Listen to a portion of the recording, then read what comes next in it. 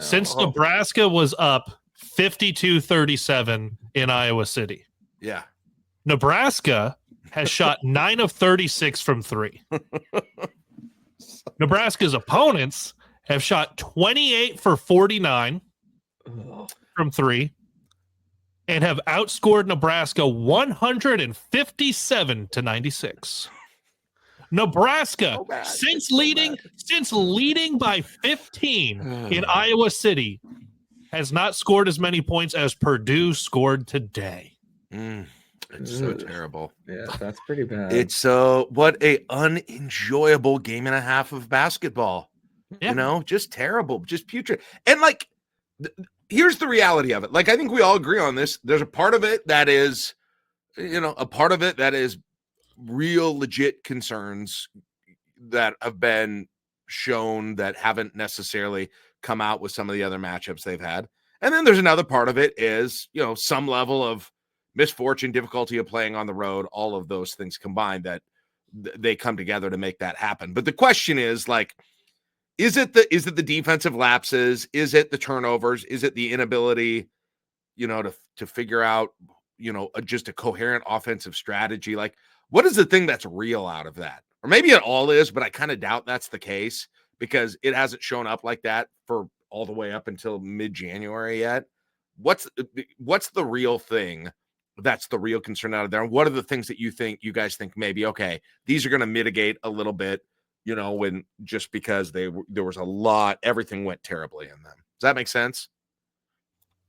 Yeah, it does. And I think I kind of tend to think that it's kind of a little bit of everything. I think you could like tear out like what your concerns are for this team in terms of like severity. Yeah. But I mean, the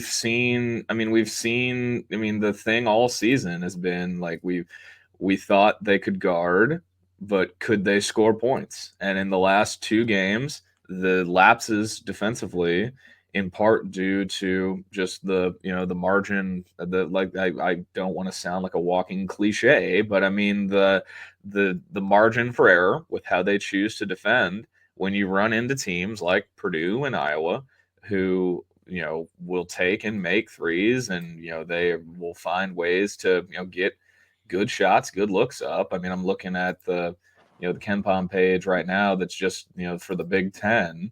And in conference play, Iowa has the number 1, 3-point field goal.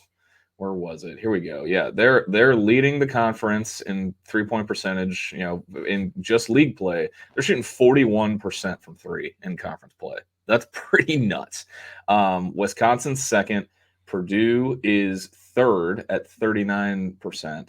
But I mean, those are teams that they are going to take and make a lot of their shots from the outside. And the way Nebraska chooses to defend with, clogging the paint and flying out to shooters, it's a gamble. I mean, it's a legitimate gamble, and you got to think about, law of averages. And I know I sound like such a dork constantly mentioning the basketball math problem, but that's really what it is. They were down 17 at halftime, and they were getting outscored by 18 from 3.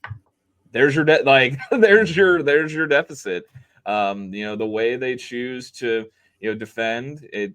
I don't think there are a couple teams left on the schedule that are like of similar ilk when it comes to taking threes. Wisconsin, right? Wisconsin's up there.